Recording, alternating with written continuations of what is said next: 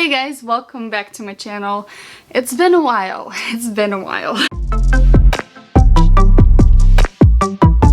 The last time I filmed the video that I've just posted, it's July by the way, the last time I filmed was in May, so if I am bad at explaining myself or talking to the camera to you guys, it's because I'm out of practice a little bit. But anyway, what's up? I've cut my hair. It's fairly short. I've cut it a few days ago, week ago, I don't know. So many things happened. I'm so sorry I left you just like hanging there. A lot of you messaged me, be like, what's up? Are you gonna post anything? I've just been figuring out my green card and then traveling to Russia for the first time in 5 years and seeing my family, and I was just busy with that. I finally kind of getting my my life back, so really exciting things coming. A few of you asked for Russian recommendation books, so that vlog is gonna go up soon, I hope. But today we're gonna be talking about books that I've read in May and June. I know, it's July, I haven't even talked about things I read in May, and I'm really far behind, but you know what? Better late than never. But before we do that, I would like to quickly grab our TBR jar. It got a little bit updated. I got the notes a little bit bigger. I replaced all of them and the paper's now bigger, and so you can see what actually is written on them. It's July now, so we haven't even picked the book for August yet, so we're gonna be pulling books for August and September, that's right. And let's see what those are. By the way, if you don't know, this is Aurora Gilmore TBR jar that I trying to do every month. We pull out a book and we read it together, and if you'd like to join me, be my guest, if you'd like to buddy read that specific book with me in that month, reach out to me on Instagram, the link is down below. Pick number 1 for August is going to be this one. Please not a thick classic. Jane Eyre. Thank you. It's a thick classic. I'm pumped. Let me go grab it. This is fantastic because I'm already in the middle of a thick classic book. But anyway, this is our guest. Jane Eyre by Charlotte Bronte. A big thick classic. Let's see how many pages. It shouldn't be that bad, right? It's only 520 pages in this edition. This is a pretty fine edition. The text is not that small. Yeah, never read it.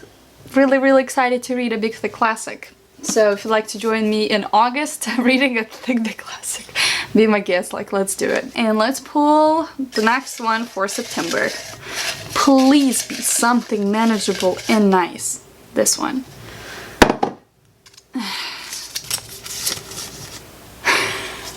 You know what? I was so happy with like how things turned out so far. Every book that we've picked so far in the year was really nice, easy, accessible book. No classics, no nothing. Northanger Abbey is what we're reading in September.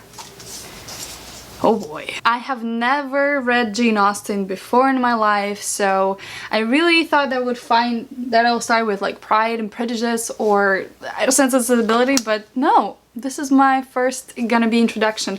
It's much shorter, which I'm really happy about, but 2 classics in 2 months. Okay, that's gonna be exciting. Well, anyway, if you're up to the challenge and you would like to read some classics with me in August and September, join me. We're gonna be discussing them here. In the month of May, I accomplished 3 books, so let's go through them really quickly. The first one is In the Shadows by Loris Medici. I've been sent this book to review in this channel and I've been slowly reading it. I started in March, but because I read so many books at the same time, I only managed to finish it in May. So my thoughts about this book is that I gave it 4 stars. It was a really good book. I liked the prose, I liked the writing. This book is about this detective Russo who was assigned to solve this homicide case. It looked like a pure accident, but it was actually a much more cruel murder that happened, and as he goes along trying to solve this case, some creatures started following him and threatening him and his family. Things get dark, things got messed up, and yes, that's pretty much what I'm gonna tell you. I don't want to spoil it too much because it's like a horror crime book.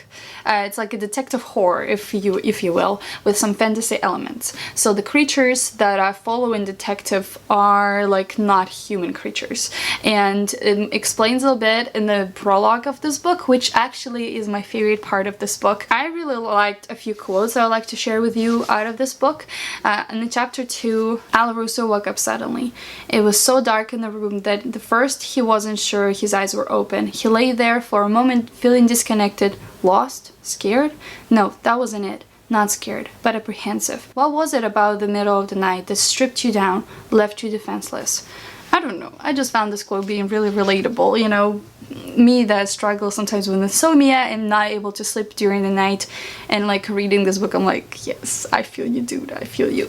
And then the next quote is from like almost the end of the book, when Al was talking to those creatures that were like in hiding, and the humankind did not know about those creatures, and he had this conversation with them. Why would you hide? Why wouldn't you try to make contact with us, reach us? And the creature answered, humans kill their own kind if their skin is a different color, if they pray to a different god, if they lay with a different person. How do you think we would be treated, being an entirely different species?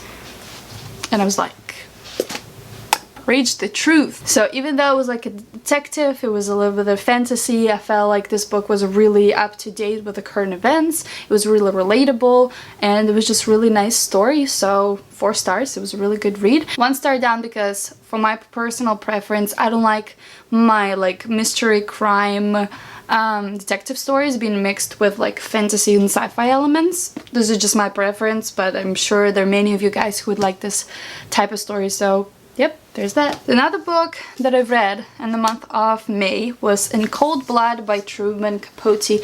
This was a Gilmore Challenge TBR pick for the month of May. Hope you guys read it. Let me know in the comments down below what you think about it.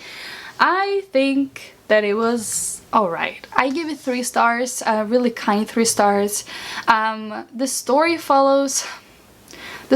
openly follows and tells you that there was a murder happens in the small town, and everybody were in shock because nothing ever happens to that small town. The really nice, well-known family were killed with a gun and nobody knew who. But the book opens with saying there's 2 criminals and how they came upon this family and what happened. So this book is kind of like true crime investigative story trying to explore how small things can lead to like entire family being killed, and just like punishment and pros and cons of just the system that we live in.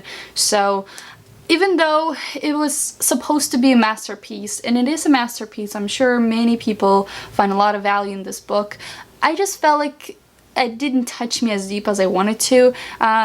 It was really kind of monotonous, and the writing I really struggled with, to the point where I just switched to the audiobook. And even with an audiobook, I lost the train of thought so easily, and I felt like I was going to fall asleep like in the middle of it. So this is just my thoughts. I don't know. I just wish that I would pick up some book from this jar that would affect me a lot, that I would give 5 stars and it will be my all-time favorite book, but this wasn't it, and I'm kind of disappointed, so let me know what you thought. And then the last book I read in the month of May is The Good Girl, Bad Blood by Holly Jackson. I finally finished it, and it was good. It was good. I gave it 4.5 stars. Let me be fair, it wasn't 5 stars. I was super hyped up about this book, so excited. As I said in the last video, I bought it like brand new the day it came out in US, and I was just so excited to get into. The little bit of problem that I had with this book, like it was still good. The character was still awesome. The writing was still awesome. There was a lot of, you know, twists and turns. The books are, this author doesn't write anything boring. Like every page something is happening. I love that. But I felt like all the main exciting parts happened in The Good Girl's Guide to Murder, which was the first book in this like series, and this was just like following the template that book has set. And I felt like there was just nothing new, extremely new, that was really introduced in this book. It was just like a very good novel, but it was not as exciting and cool like the first one that I read. So I give it 4.5. There was some podcasts, so I'm pretty sure you guys who love audiobooks will like this one, because I'm I'm pretty certain this book gets like a full cast of characters, and there's like element of podcast that she has to like solve the murders. So if you're looking for a new audiobook, I'm sure you'll like this one. So give it a try, but read the first book first, of course. Now let's talk about the month of June. In the month of June, I read 3 books also, so we're kind of equal. I've read And Then There Were None by Agatha Christie. I was really excited to read this book by myself, but this book has a little bit more meaning to it, and the reason I started reading it in June is because wonderful Myra from Pink Pills and Paper reached out to me, and she suggested a collab that I read her favorite book of all time and she reads my favorite book of all time. So we decided to read mystery thrillers. Her favorite mystery thriller, well, mystery, is And Then There Were None, and mine was And the Kind Worth Killing by Peter Swanson. So she read that one. If you'd like to hear her thoughts about my favorite book, go to her channel, it's gonna be listed down below, and go give her some love, subscribe. And yeah, she's really good. Reading with her was really fun. I believe she gave mine like 4 stars or maybe 4.5. About this one, I gave it, what did I give it? 4 stars? Yeah, I give it 4 stars also. I love Agatha Christie, you guys know. This one is based on the poem that is given to you right in before the book starts. This is the poem about, is it 10 Little Indians? It's called 10 Little Soldier Boys. I like this book, right? It was a good Agatha Christie novel. I love that she just doesn't waste any breath. Everything is short and right to the point. I love this like quick, short, sweet mysteries that she gives, so I like that. The reason why I didn't like the book as much is because of this poem. Like, I loved this poem when I read it. It was really spooky, really unsettling, but the book, I felt like, followed that poem too close, to the point where in the middle of the book I started just guessing who will die and why and how will die. And so it's just like, I don't know, it just didn't have that much suspense. And the killer was my least favorite character. The killer who survived this whole thing was my least favorite character. So I was just so disappointed. Let's first talk about the book pick for Rory Gilmore Challenge for the month of June, which was The Perks of Being a Wallflower. I read it the last thing I read in June, but I'm gonna read my 5-star for the last. Let's talk about this one first. This is very bright, but it matches my nails. Wow, okay. That was not planned. This book reminded me of like 3 different YA stories that I already read. The Simon versus Hermesipids Agenda give me vibes of the Star Girl, and just like every YA story where the boys write some kind of emails or letters to somebody, this was another one of those. But to be frank, this book disappointed me a little bit. I think in the end I give it 3 stars because I didn't like hate it to give it 2 stars, but I felt like this book was lacking deepness. It was just a story that this guy was telling through the letters. The story that did not have much meaning or importance at all. Like, no important topics were discussed. I feel like the story finished and nothing was accomplished. It's a critical book. Everybody says you should read it. I'm pretty sure some people read it at school. It just didn't work for me. I just felt like I've read so many books that are presented like this. There's some teenage boy or girl living through hard time in school and they write letters to somebody, or Words on Bathroom Walls, also same thing. He writes letters to psychiatrists. He writes letters to who knows who. But all those stories, they have some perspective that is interesting to follow. This was just plain boring, and I was just like, okay, so why should I care? Give it 3 stars. Let me know how your reading went. If you read this book for the month of June, let me know. And the last book that I read in the month of June is literally like what I'm living for right now. I keep recommending this book for everybody to read, and this book is Anxious People by Frederick Buckman. This is the reason why in 2019 I said Frederick Buckman is probably one of my new favorite authors of all time. And so finally, Naya from Naya the Nerd, I'm gonna link her channel down below, go subscribe, give her her love, she's amazing. Naya and I decided to buddy read this book together in the month of June, and it was just so good. Her and I'm pretty sure we gave it 5 stars to this book.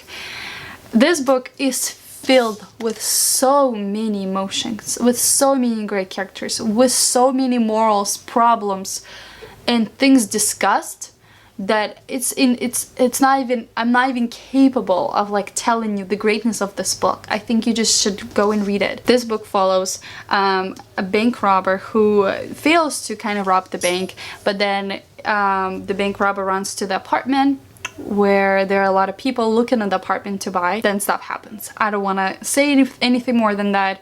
It's not about the bank robber, and it's not about the robbery, and it's not about hostages in the story. There's so much deepness to the story that I'm not, as I said, I'm not even capable of describing. My favorite chapter, if you get to read this book or you read this book, is chapter 20.